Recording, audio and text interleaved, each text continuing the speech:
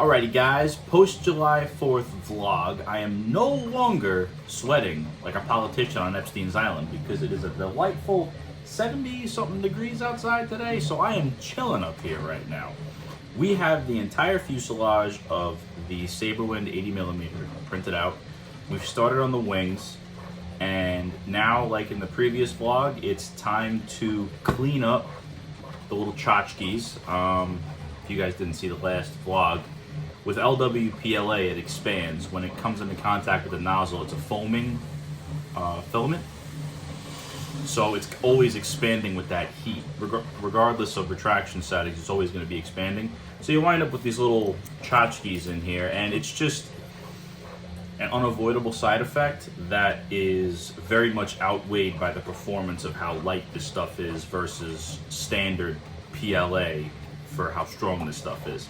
So we're going to clean this up, get these parts test fit, get stuff assembled, and get together what we got to get together. All the regular PLA parts are also printed out. There's a lot of stuff that needs to be printed out of regular PLA because it needs that little bit of an extra to withstand some forces that this stuff just can't handle. So without further ado, I'm gonna start cleaning this stuff. Cue the montage. All right, no, I am not doing drugs to make me move this fast. For the astute observers amongst you, I am moving very fast. This is due to the power of editing.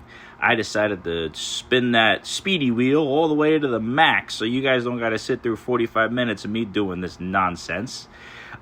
Basically, when it comes to this stuff, you use whatever you got. Fingernails work, X-Acto knife works. Carbon fiber tubes actually work really well for the nooks and crannies, as you can see in that little 2-second clip right there.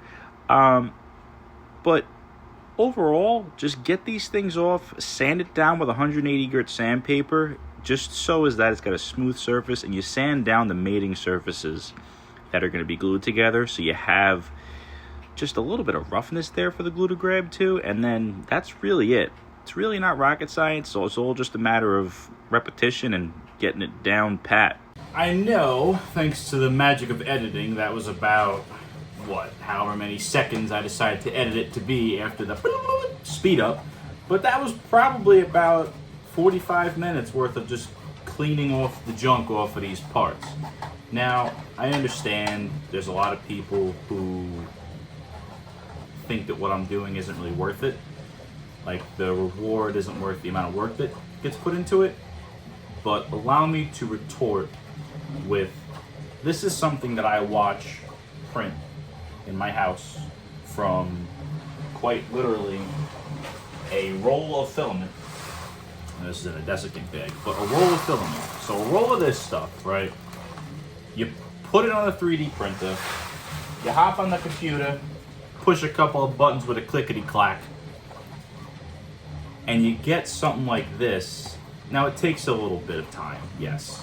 You know, you could push a button and order something from Horizon Hobby. No shade to Horizon Hobby, fantastic planes from them. E-flite, all of that. But you could order a plane from them for God knows how much. Or you could just do this for a fraction of the price. Especially if you've been in the hobby for any amount of time, you almost certainly have a ton of electronics laying around and glues and all manner of that jazz. But for now, guys, I gotta go start making dinner for the wifey. I will continue assembling this in our next vlog. So until then, love, peace, chicken grease. That's all I got.